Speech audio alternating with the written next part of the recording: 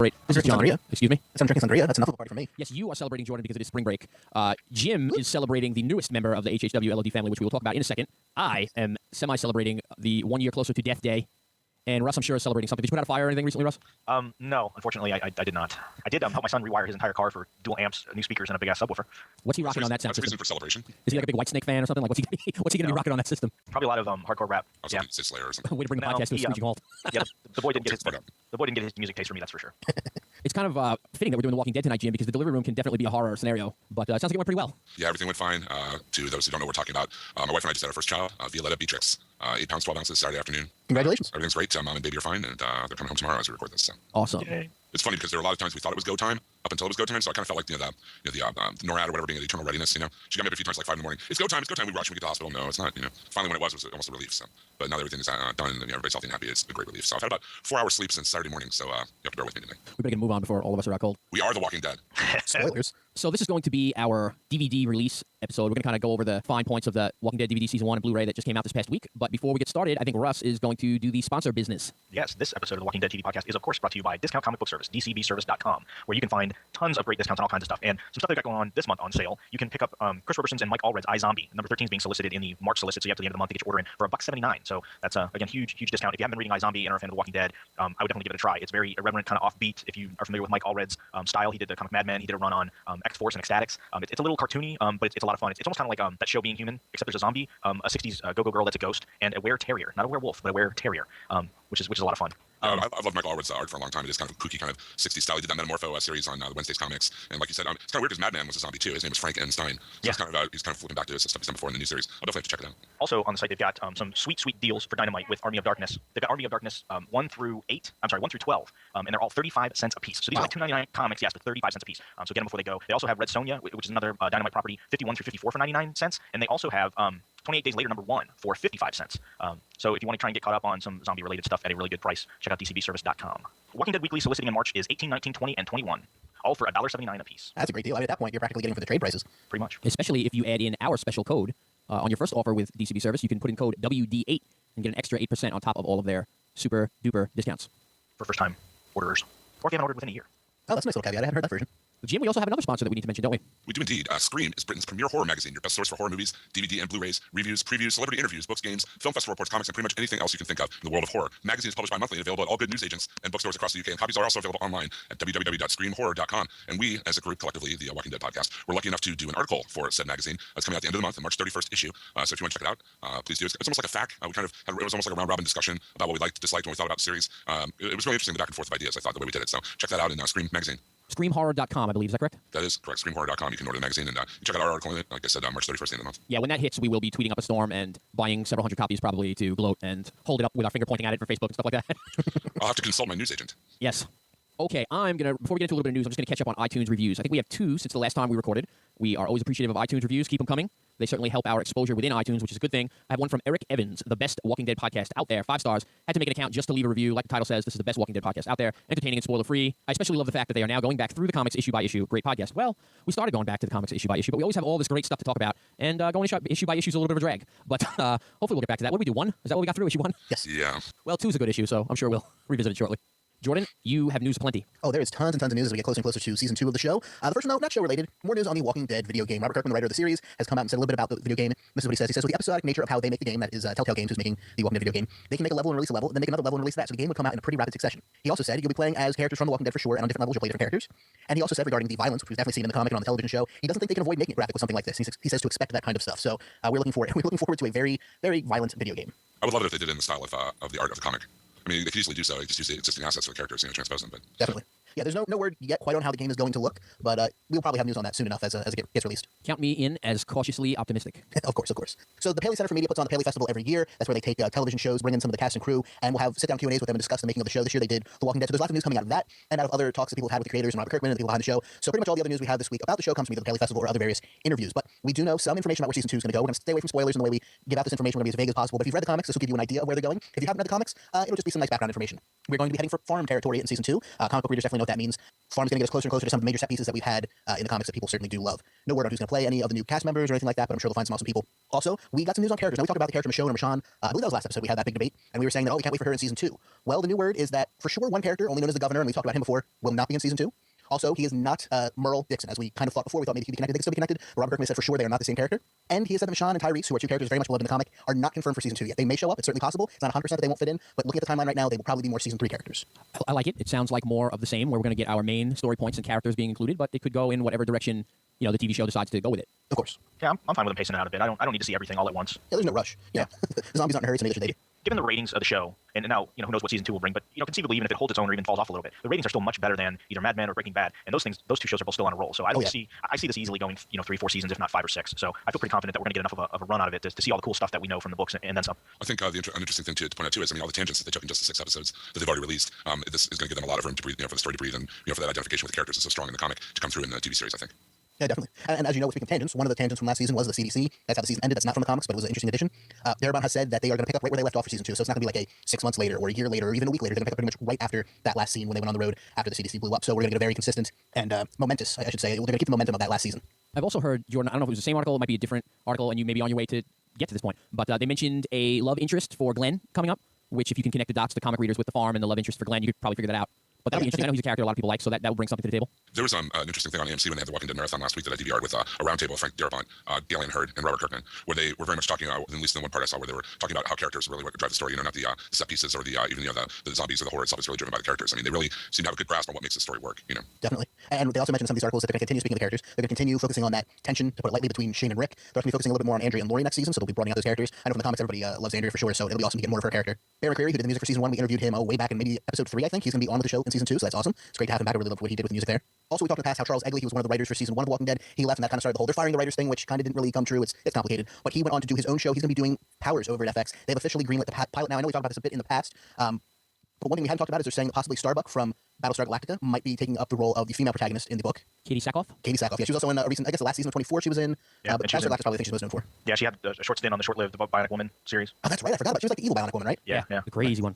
Version 1. Yeah, she's definitely got the look for the character, so you guys know the book better than I do. But. Yeah, she's definitely feisty enough to be Dina Pilgrim from Powers for sure. And you need someone who's like, I mean, Dina's is small, looks like this, petite, pixie cut female, but she holds her own with the entire police force and doesn't take any crap off anyone. I could definitely see Katie Sackhoff like playing that after her portrayal of Kara Thrace in Battlestar Galactica. Yes. I'm holding out hope for Kristen Bell. Kristen Bell would be a good choice too. She's feisty enough, but you need somebody I think who could definitely like hold their own and have a lot of spirit. You know what I mean? And I mean I think she'd be a good choice too. Who's the female lead in Tron Legacy? Is it Olivia Wilde? Olivia Wilde. I vote for her to be in anything that's on a lot. Uh-oh. Has someone dethroned Katy Perry in your heart? No. Olivia Wilde did a stint on the TV show House for a couple I was going to say she was on House. Yeah, that's where I saw her for the first time. Does she wear black spandex with light up lines and stuff? No. Mostly like hospital doctors' gowns and such. Well, that doesn't sound very interesting. And one last bit of news this week. It's kind of sad, but not terrible. You guys all know Hulu, of course, the website where you can watch any television show pretty much as long as it's on ABC, NBC, or Fox, and some cable networks, but usually on delay. They have, this is the second year they've had it, the Best in Show for Hulu, which is a bracketed voting system where people get to vote on what their favorite TV shows are. They're in the middle, the very middle, actually, as we record this, for the season 2 voting for that. So Walking Dead made the running in the first week, and every year they have a television critic come in to give different points about the show.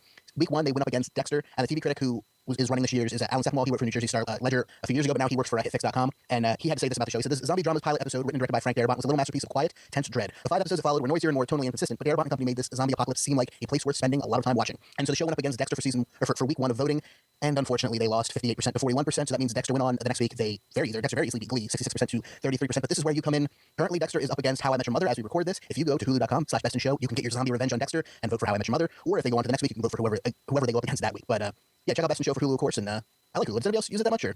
I used it like when it was the new thing, and I kind of forgot about it. But it seemed like a very good service. Yeah, I usually watch it for like SNL digital shorts and things like that. Yeah, occasionally gets out there. I probably watch more shows on Hulu now than I do actual TV. I mean, I don't watch a whole lot on either, but definitely Hulu is just more convenient than watching it whenever it airs. Yeah, I tend to just DVR everything, so I usually don't catch it. Although we had our NBC through Dish Network was blacked out for like 2 weeks or something weird like that. It was kind of strange.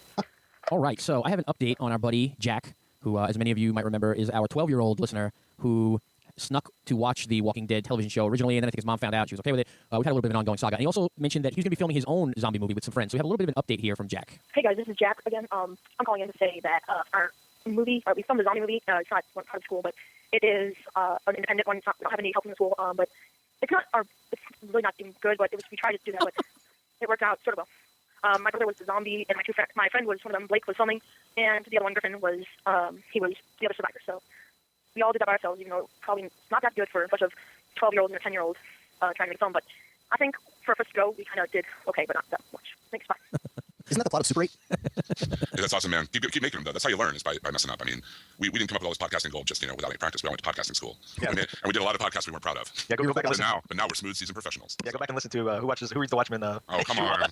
We also record about 7 hours of material per episode and then just edit all the bad stuff out. Yeah, no. And Jordan doesn't actually exist. He's an AI that we came up with. Yeah, no one could be quite this stupid. Jack did link a video on Twitter at some point. I don't know if this is the same movie that he's talking about, but if it's not, if this is a new movie, Jack, why don't you email us or shoot a message over to the Twitter, and I'm sure we can find a way to get it linked up on the site or something. I'm sure lots of people would like to see your first zombie movie attempt with 12-year-olds and a 10-year-old. Heck yeah, we'll put it up on the site. So before we get into the main feature of tonight's episode, we've got one more news story. This one is one we're cautiously optimistic about because we don't know for sure if it's going to happen. But director Edgar Wright, you may know him from Shaun of the Dead, Hot Fuzz, the television show Spaced. So very well acquainted with zombies, of course. He was being interviewed. Oh, and of course, Scott Pilgrim vs. the World. How could we forget that one? He was being interviewed recently by the magazine Collider, and he was asked, hey, would you ever be interested in directing an episode of Walking Dead? And he surprised them by replying back that he's already been asked by Frank Darabont to direct an episode. So we think that would be awesome. But Mr. Wright said that he doesn't really want to mess things up. He didn't say no for sure that we know yet, but it's not a definite that's going to happen. It's not even necessarily likely. But if you want Edgar Wright to direct an episode of Walking Dead, let him know on Twitter or something, because I think it would be kind of awesome. There's Simon Pegg and Nick Frost cameo as zombies. Yes. Yeah. He's also going to be directing Ant-Man coming up in the future, so that would be kind of awesome. Hopefully it involves the irredeemable version. And there's your connection. If he does the irredeemable Kirkman Ant-Man version, that will get them talking. Oh, that's true. And- I didn't even think about that. Well, you're a dumb AI, and I'm smarter. We did program on our Tandy 8000. Circuit's malfunctioning. We wrote this program in Fortran. But anyway, John, I believe you have our main feature for tonight. Yes, I am holding the Blu-ray Walking Dead Complete First Season, which came out on March 8th, I believe it was. I was not able to watch all of the special features, I'm not going to lie. We will talk about some of them that were repeats of things that came out on the internet earlier as well. Anyway, but I do want to say, as a complete DVD set, it's only a 2-disc set, but I was pretty happy. Number one, I was happy with the price. To be able to get it at $22.99 for the Blu-ray, I think the DVD set was right around there. Jordan, what'd you pay for the standard? I paid $19.96, I believe, so right around there. Yeah. Right, so basically, for the price that new release movies go for, where you're getting maybe 2 hours of movie, for around the same price, you're getting over 6 hours of a television show, which is great. I was happy to see that. Originally, I think it was like MSRP'd at like $37.99 or something like that. Yeah, but you can never trust the MSRP. Right, but still, the $22.99 was like 42 or 3% off, which is a pretty good discount right off the bat. So that was cool. We're going to get into each of the features here and just kind of run them down. Russ, were you able to watch most of them, all of them, some of them, none of them? Yeah, I did watch most of them, if not all of them, actually. I watched the kind of making of season 1. I watched the little vignettes they had on each episode. I watched the Greg Nicotero zombie makeup tutorial and That was pretty cool. and then the Robert Kirkman tour or whatever of The Walking Dead. Did anything stand out to you as what did you think in general? Did you like them? Did you think they were kind of fluff for a DVD set or? I liked them. I definitely liked the extended feature. It was like 30 minutes, I guess, better than the individual episode ones. Although it was nice that they focused on each episode, but it seemed like a lot of rehash, even though it wasn't explicitly copied from the little 30-minute feature. But there seemed to be a lot of rehash of the same, relating the same types of stories and things like that the half-hour feature did. I really thought the Greg Nicotero zombie makeup tip deal was pretty cool. Just because it was a little looser and just showing those techniques, and they used only stuff that you could find in your house. So this wasn't crazy latex face molds with the straws up the nose and all that kind of stuff. It was literally stuff that you could find in and around the house to use to make yourself look like a zombie. So that was pretty cool. The convention panel that's on the DVD set, is that from New York Comic Con from last year? No, we still hold the exclusive on the New York Comic Con panel. That's the that's actually the San Diego panel, yeah. I didn't watch that. I didn't catch that. I had actually already seen all the panel online, so I skipped that one as well. But I watched all the new stuff. I thought it was good. I always want more special features than are provided, of course. But I thought, for $20, plus the 6 episodes, it was a pretty decent amount of special features. Yeah, definitely a good variety here. The Zombie School, I believe, was online as well, which is kind of a funny little bit how they're showing all the extras how to shamble, shamble along like zombies. The Bicycle Girl is another feature that I believe we saw online. About half of this stuff was online. All the individual episode stuff you got for free when you bought the episode, or when you got a season pass on iTunes. I believe they also put them up on the AMC website. Yeah, a lot of the smaller stuff was old. The Making of the Walking Dead, that 35-minute or so one, that was very good. That one wasn't available online at all that I'm aware of. Right. I didn't watch the bit with Stephen Yeun, who plays Glenn, of course. I didn't watch Inside Dale's RV, and I didn't watch On the Set with Andrew Lincoln. So I think those three were my favorite too. Really? Yeah, they were all kind of funny and tongue-in-cheek. It was funny that they have the featurette that's on the set with Robert Kirkman, and it's a short featurette, and it's literally bookended by Robert Kirkman. So you get him for like 10 seconds in the beginning, and then like 10 seconds in the end, and he appears like nowhere in the middle. It was kind of funny. John, that's the one we had as a sizzle reel, right, on the website? Yeah, that's what I was about to. Jordan and I were kind of speaking off air before, Russ. The beginning of that, is that Robert Kirkman in the pile of dead bodies? Yeah. Yes. Yeah, that's the sizzle reel that AMC sent out for New York Comic Con. We had that on the website as well when we were just starting up. Same time frame as like our first couple of episodes, so that's pretty cool. What's the deal with the RV? Is it like a 3D, like look inside the? No, it's Dale goes inside the RV with a cameraman and kind of. I think he was mostly in character. He goes in, he points out some of the books on the shelves, some of the different pieces inside. He talks about the upholstery, how it's all vintage and all that kind of stuff. He goes through some of the closets. It's all tongue in cheek and mostly in character, but it was fun stuff. The Bicycle Girl bit was pretty cool because they actually talk about what their plan was for doing that, and they didn't want to just do it as digging a trench and having somebody wear like a prosthetic and having to film it at exactly the right angle. So you got to see the actress that they had with the kind of blue leotard from the waist down, and we got to see a little bit of the composite shot and the CG shot they overlaid, and that was pretty cool to see just how much detail and again how much money they spent to do that bit of it. for the show. There was a lot, even though Darabont only directed the first episode, there was a lot of talk with Frank Darabont, which I thought was really cool, because he talks about kind of the genesis of where when he first heard of the book and heard that Kirkman wrote it, how interested he was in it, and how gung ho he was to do it, and he had a lot of things to say about each and every episode. Even though I know he's producer on the show, but even though he didn't direct the other ones, he had a lot to say, which again it kind of reinforces the fact that he had a lot of input in the show. Which I think he's the showrunner for it. I mean, he is in charge of everything. Right, but sometimes I guess you hear that a lot in certain shows, but when they have certain directors on, I look back at a lot of the Stargate stuff. I mean, you had a couple showrunners, but there were a couple high-powered directors that they would put on that did a lot of the Stargate stuff, and you could really tell their hand in the show more so than everybody else. So it's kind of cool to see that, like you said, Jordan, he is the showrunner. He is really intimately involved with every aspect of the show. And there's a lot from Galen Hurd, so that was cool too, to hear her bits on that, and then the actors. So is there anything you think was like severely missing from this DVD or Blu-ray set? I'd like to mention real quick, like I said, when they had the Walking Dead Marathon AMC, they had a really good roundtable with Darabont, Hurd, and Kirkman, and that's not on here. And also, I was wondering, is the motion comic even available in DVD format? I think it's only available online, right? Yeah, I'd say the motion comic was definitely something that I was hoping would be included. I don't even know how far they've gone with that. I think they just did the first issue. It's very possible. More than that. Yeah, and the only thing I think that I really missed, I mean, the motion comic would have been a great bonus, but no commentary tracks. No. Yeah. I gotta agree with you there. I'm a huge commentary fan. It's a shame not to get any of that here. Yeah, I would have liked to hear definitely Darabont, Galen Hurd, and Kirkman, and of course, the cast is always good to hear what they've kind of gone through and stuff. And another special feature that's kind of missing, they had talked about in the beginning, and they never confirmed, but they talked about doing the pilot episode at least, where you could watch it in black and white, because Darabont did that on the DVD for, I guess it was The Mist, that he made. You could watch the movie in black and white as well. It's not on here. It would have kind of been nice. I don't think it's necessarily missing. It's kind of one of those things I might watch it once and then never again, but it would have been nice. And there's no teaser for season 2 at all? Well, I mean, they have just started going back into the writer's room as of last week, so there's nothing for them to say quite yet, or there's definitely no footage. Yeah, I mean, this was pretty quick turnaround. Yeah. I know it was only a 6 episode season, so that made it easier, of course, to get the DVD set out, but you usually don't get a set for a previous season until they're gearing up to, they want you to finish watching that first season right when season 2 starts up on TV type thing. Well, plus they get to half the money they spend on advertising. You just advertise season 2 and season 1 on DVD out now, Right. So now they got to spend double that amount of money. Yeah. Speaking of season 2 though, John, and I don't know if this is the case for everybody, because you got the Blu-ray, I have the DVD. Does your Blu-ray slipcover have a sticker saying new season fall 2011 on it? Yes, it does. Yes. Well, there's that for sure, but then also, something I don't know if I was necessarily annoyed by, but I was definitely intrigued and I definitely noticed it. On the DVD menus, which you should mention that the main menu is actually pretty cool. I enjoyed that a lot. Anytime you go to the special features or you click through the special features, there is an interstitial menu frame saying, don't forget to check out season 2 and fall 11. Have you ever seen that on a DVD menu ever? No. I didn't thought see it that was on the very Blu-ray. strange. It's not on Blu-ray? I didn't see that on the Blu-ray, no. Oh, I interesting. kind of went straight to the features and didn't give it a lot of time to pause. I will say one of the things, and this has nothing to do with actual disc content, but I will say there's something that was included, at least in the Blu-ray. I'm not sure if it was done in the DVD, but I'm sure it was, that every freaking comic release movie or TV show or whatever needs to do, and that's a little one-page insert that says The Walking Dead. Catch up on the comic that inspired that hit AMC series. All 13 volumes of The Walking Dead are available now with many more on the way. Yep. And then it points you to the comic shop locator, the 1-800 number, and everything. And I was like, here we go. This is exactly. And then on the back, even to add more to it, on the back of this insert is links to Kirkman's Invincible and The Astounding Wolfman, as well as Battle Pope. And some of his other stuff. So again, this is something that they all should be doing to help help this out. Yeah, and they had that in the DVD set for sure. They also had another insert that has the cover image, the poster image on one side, and then a do they have Walker disease CDC style Q&A pamphlet. Violent outbursts, loss of memory and speech, loss of coordination. If you see someone around this, contact the authorities type deal. So that was kind of fun as well. And the actual DVD designs are pretty cool. One is of the cast and one is of the zombie, the background actors of the zombies, which is nice. Is that the same for the Blu-ray? Yes. And we also get a big shot of Buster on the menu, don't we? Yeah, Yes. all the kind of hero zombies show up in a pretty cool way. My only real complaint about the DVD set isn't specific to this set. It's something that's in general. I don't think this has gone over to Blu-ray yet, but it may have. This is in one of those new eco-friendly DVD cases. And look, I'm all for protecting the environment, but whoever designed these, why is the one portion of the case that is no longer protected by plastic the part that covers the actual disc? I don't understand that. Do you guys know what I'm talking Yeah, about? they have the cutouts, right? Yeah. They're using less plastic, basically. Yeah, there's a cutout on the bottom of the disc and on the top of the disc. Everywhere else that you don't need to actually protect everything, solid plastic. But the one portion that I care about is wide open to being punctured or scratched or anything that could happen through the wide open spaces there of the case. One more reason to go digital, Jordan. Exactly. Well, on this one, I double dipped. This is the first time I've ever done that. I have the entire season on iTunes in HD, and then I have the DVD set here. I think Brad did the same thing. He has the iTunes, and then he also has the Blu-ray set. The wonderful world of double dipping. All right, so I'm just going to read all of the features here to kind of wrap things up, just to give everybody an idea what's included in the set if you're thinking about picking it up. Bonus features listed: The Making of The Walking Dead, Inside The Walking Dead, episodes 1 through 6, Sneak Peek with Robert Kirkman, behind-the-scenes zombie makeup tips, convention panel with producers, and The Walking Dead trailer. Now, I guess this is like the long trailer. I know there were a lot of mini trailers that we saw for a while that they were showing during like their other television shows. This may actually be, and I'm pretty sure it is because I watched it, I'm just blanking out on the exact content. I think it's the trailer they released for the DVD. So it's actually got footage from the entire season.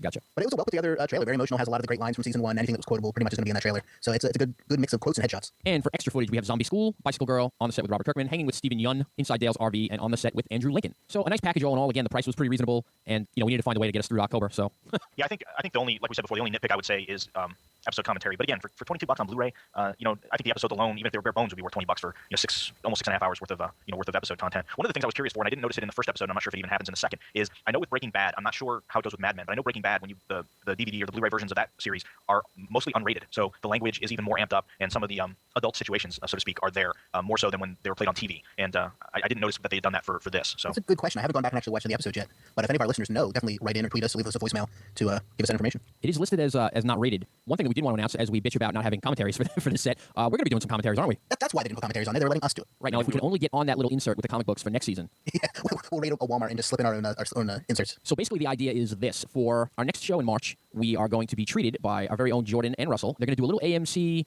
What shall we call it? An introspective. Retrospective, extravaganza, spectacular. They're going to be looking at the other AMC shows on that We're going to be using episode. lots of adverbs and adjectives. Right, so that'll be cool. Then we're going to come back in April, and we are going to begin our commentary episodes for each episode of The Walking Dead Season 1. So in April, we're going to do the pilot. We are going to tell you when to press play on your DVD set or your iTunes movie, and we are going to have a conversation while you're trying to watch the movie, and hopefully fill in the gaps that were left by the lack of a commentary track on the DVD. We're going to do that once a month, and that should get us through, I don't know, what, 6 months from now, September? Yep. Which will have us all ready for Season 2. And our other shows for the month will be, I think we're going to do spotlight episodes on the major actors and people involved with The Walking Dead. So maybe we'll do a Michael Rooker show and kind of talk about all the different works he's done. Maybe we'll do a Frank Darabont show and kind of cover all of the projects he's been involved with. And the one, of course, that everybody out there in Twitterland is waiting for is the Norman Reedus episode.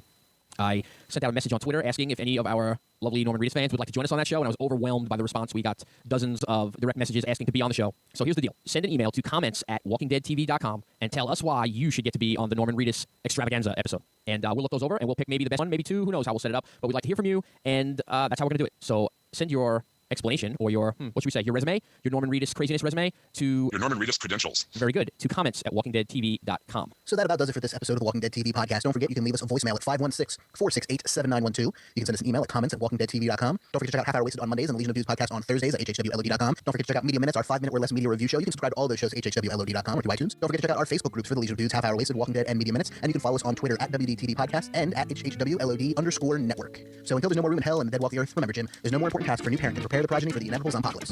Have a good week. Later.